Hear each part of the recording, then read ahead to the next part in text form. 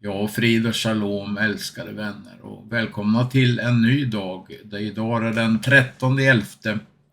Vi ska ta och titta på ett rykande färskt klipp här med före detta ambassadören Ron Dermer. Han har lite intressant att säga.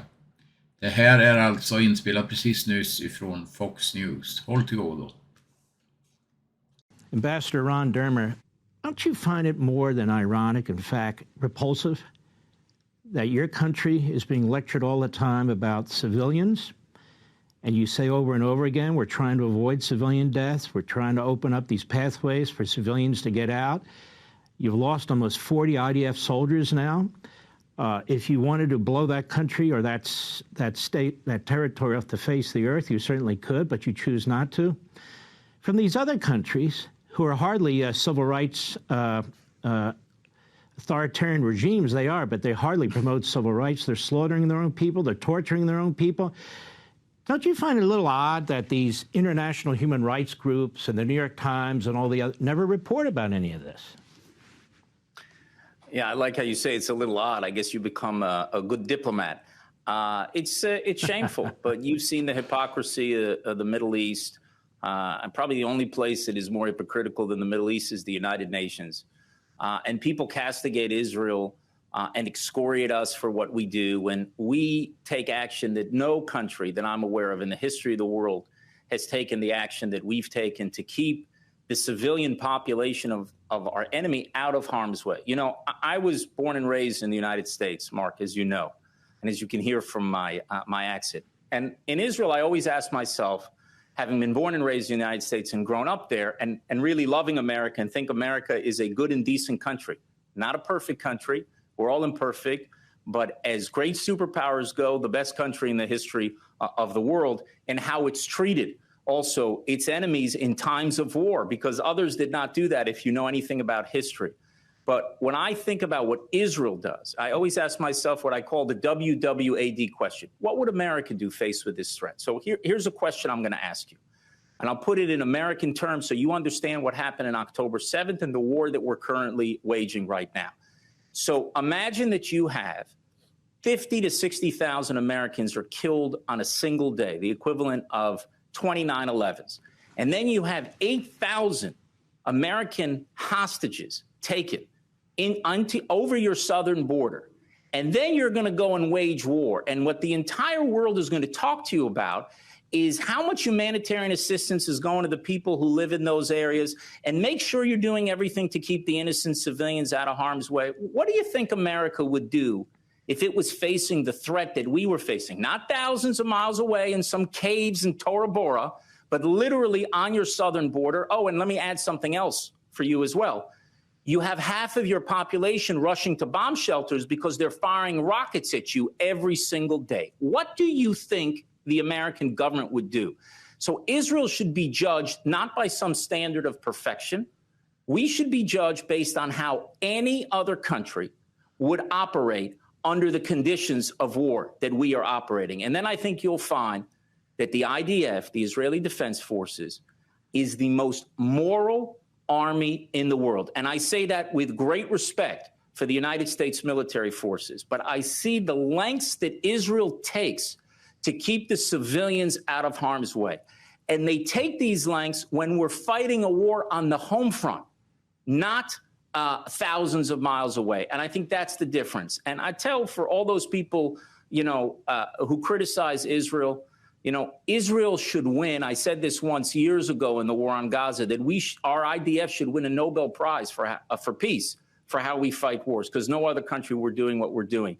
So we're going to stick to our own values, and we're going to push back against anybody that would say that Israel is acting in some sort of immoral way, is callous towards civilians.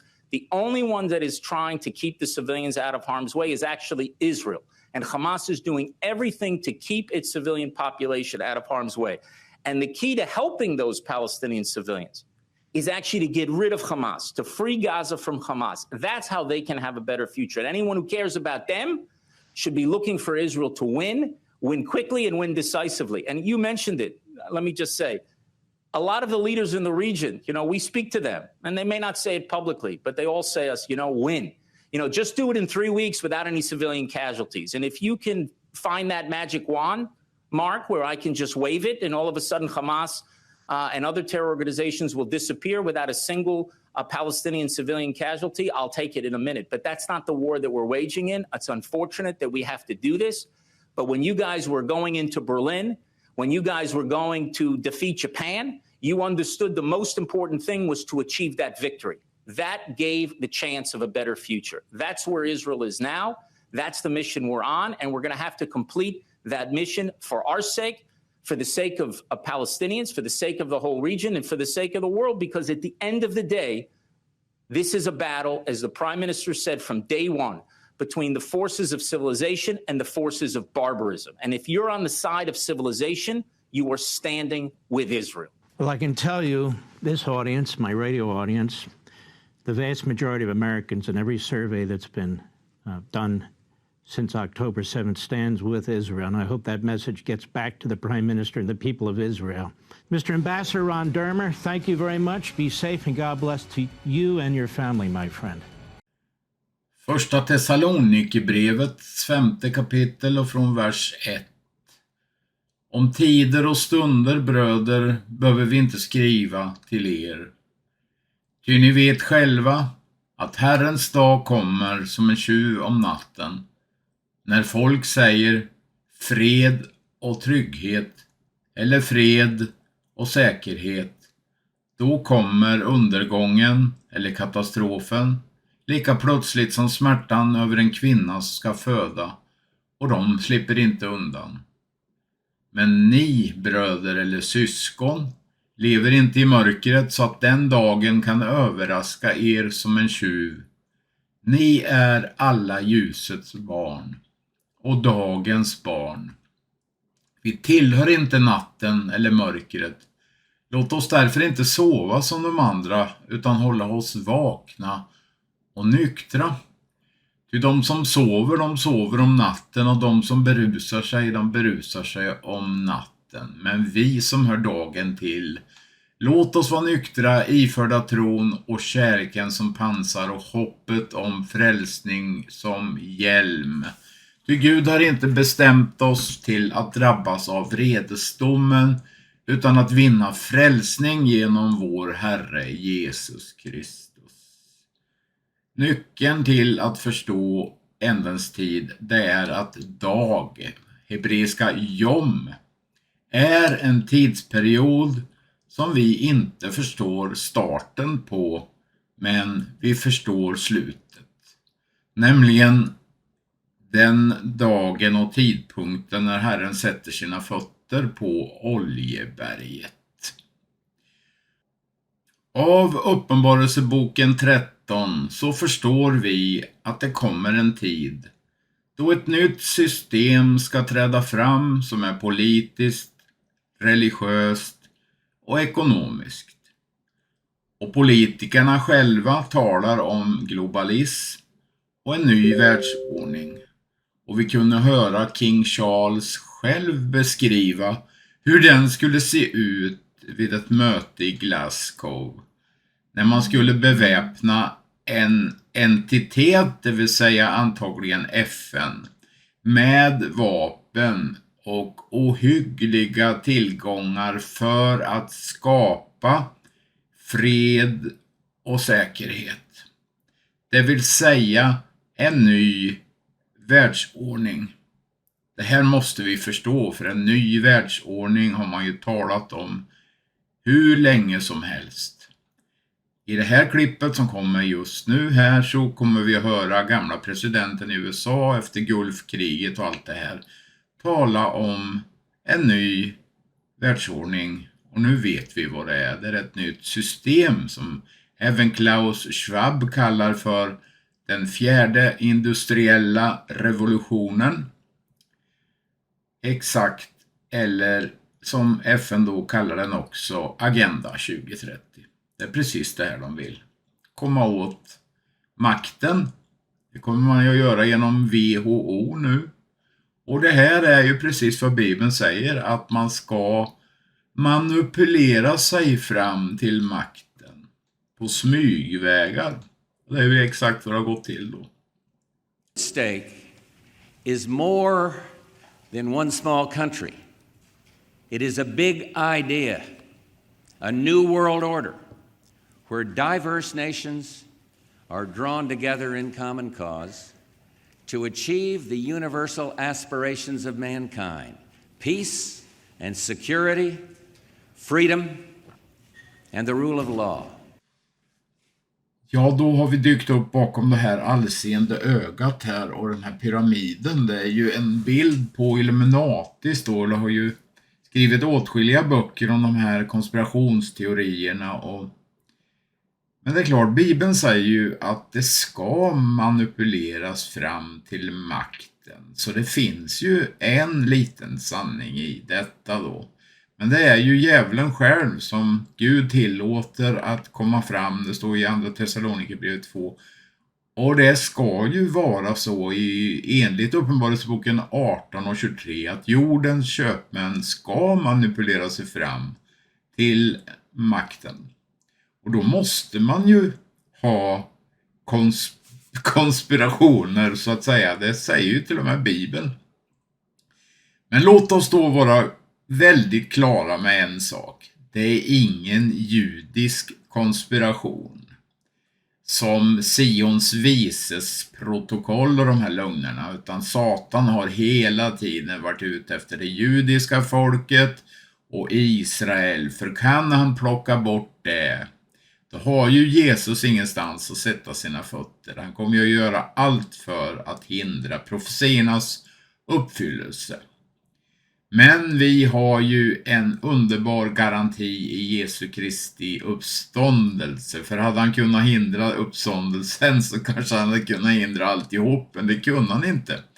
Och därför är ju Jesu Kristi uppståndelse liksom stämpeln på allting. Det han gjorde på Golgata kors och genom sin uppståndelse.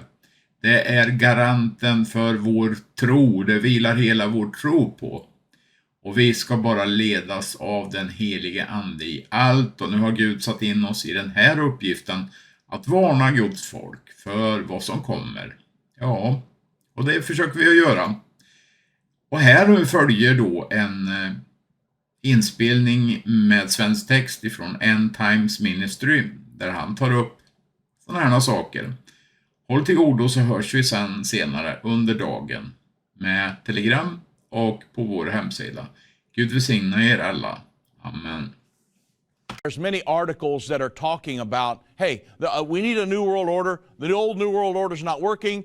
And you understand that the first two world wars, the answer to the international community to those world wars was world government.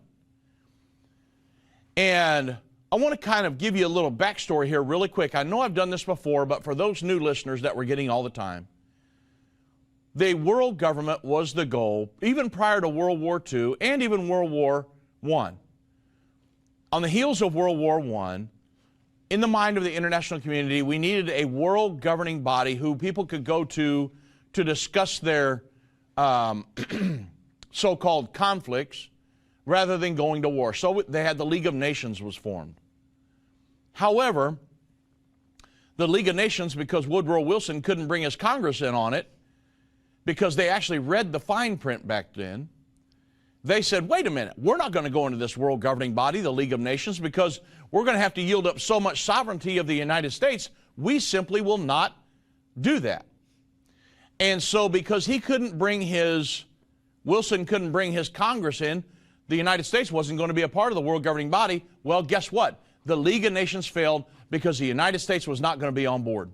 However, in the minds of the globalists who believed in a world governing body, the dream of a world government did not go away. It didn't die because of that effort, because Franklin Delano Roosevelt put New World Order on our dollar bill in 1935, before World War II ever started. World War II didn't start till about 1938. So the world governing juices were already flowing in the minds of the globalists. Then on the heels, World War II lasted from 1938 to 1945. The concentration camps were liberated in Europe in 1945, and the bombs were dropped on Hiroshima and Nagasaki in 1945. Well, that same year, in September in San Francisco, the Charter for the United Nations was signed.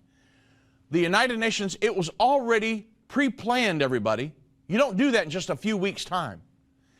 And so, excuse me, they signed the next effort for a world government, which was the New World Order, or I should say the United Nations. And that was the United States was fully on board. What was the effort that the conflict that got us involved in World War II? Pearl Harbor.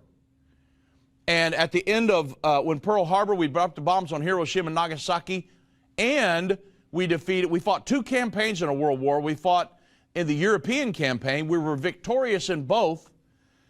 And the United States sat at the helm. We were the principal driver behind the United Nations and the efforts towards the New World Order, the liberal international order. And so we were the principal driver for the last 75 plus years.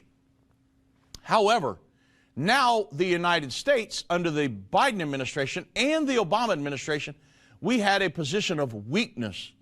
That's why when Donald Trump got elected, hey, the world set up and took note. This guy means business. We can't do whatever we want under his regime. And you notice that it wasn't until Donald Trump left office before the Russia-Ukraine thing kicked off. Everybody notice that? So there are people that see us as an entity of weakness. Even though we have the most powerful military on the planet, our allies still see us as very weak right now. Now, with that said, there are articles that say, hey, maybe there's going to be a war coming, and after the war, a new world order. Social Europe published an article. Listen at the title of the article. A New World Order from Warring States to Citizens, or Global Citizens. You understand what's going on here? Like Strobe Talbot said back in '92 in his Time magazine article that, hey, in the 21st century, nation states will become obsolete, and all the nations, they're going to do away with their borders, and we all will answer to a single global authority. That is what's on the mind of these globalists. Now, you say, well, what's going on over in Israel? I know exactly what's going on with Israel. Israel's still fighting the war down in Gaza. It's a horrific situation. However, I want you to understand that while the war in Gaza is going on, which could spread into a regional conflict and lead to a World War III situation, I want you to understand that just because that prophecy is going on does not mean all of the other prophecies are not marching right along beside it. Those prophecies, the fulfillment of those prophecies did not stop. World government, world religion, efforts towards a peace agreement. So it's very important that we understand all of the prophecies that are laid out in the Bible, all of them are happening in intricate detail. God knows the end from the beginning, and all of these things are happening as we speak. Now, this article from the Social Europe, A New World Order from Warring States, it says, in essence, the article discusses the current state of the world order and its disintegration. Now, I didn't say the dream of a world government is diminishing, but they say the U.S.-led world governing body is not able, it's hamstrung, it's got the UN Security Council, that has all the power, does not lie in the General Assembly. It lies in the UN Security Council. So when you look at this thing as a whole, it hasn't been able to stop conflict from happening. Look at Russia and Ukraine. The United States, or the United Nations was a paper tiger. They couldn't really do anything to stop that. They couldn't do anything to stop China if they wanted to invade Taiwan. The United Nations is helpless. The Hamas, Israel, Hezbollah, Iran situation, the United Nations is saying, oh, we condemn this act, but it hasn't stopped one thing, has it? So they realize the United Nations Charter and the entity that was established in 1945, they realized that it really has no power at all. Or at least not like they want. And so, this article is discussing the current state of the world order and its disintegration, and it highlights recent events such as the collapse of the Afghan government and the horrible debacle where Joe Biden would pull our military out and then say, oh, we forgot the citizens that are there. We probably ought to go get them out. I mean, who would do that? Well, the Biden administration would. Anybody in their right mind would have got our citizens out and left the military in there to make sure that happened, and then pulled the military out, right? But we did it backwards. So you think our allies and our enemies were not watching that? So that puts the United States in a position of weakness. Those guys in Washington really don't know what they're doing. Imagine being Israel, really our number one ally on the planet, and the bulwark against the Arab front in the Middle East. And imagine what they thought when that happened. Thinking, oh my goodness, we're relying upon the United States to help protect us should we ever go into a world war situation with Iran. And yet look at what they did in Afghanistan. Well, also the war in Ukraine and the Hamas attack on Israel. All of these things reflect a decline in the U.S. power and influence amongst our allies and our enemies. The traditional order based on nation states with conflicting national interests is giving way to a new order centered around citizens and their universal rights. This global citizenship, which is what they want. The globalists want to do away with borders, do away with tariffs, and create a global state that answers to a world governing body. And so the author of this article, he emphasizes the need for a new understanding of the global situation and proposes the concept of this like a neo-idealism that reasserts humanitarian and universalist principles without compromising with dictatorships. And they are calling for intellectual effort and a critical innovations in political, economic, and legal thought to shape the future world order. They realize with the United States at the helm, it's never going to be what we wanted. And so they realize the need to change. The Bible says that's exactly what's going to happen. Now get this.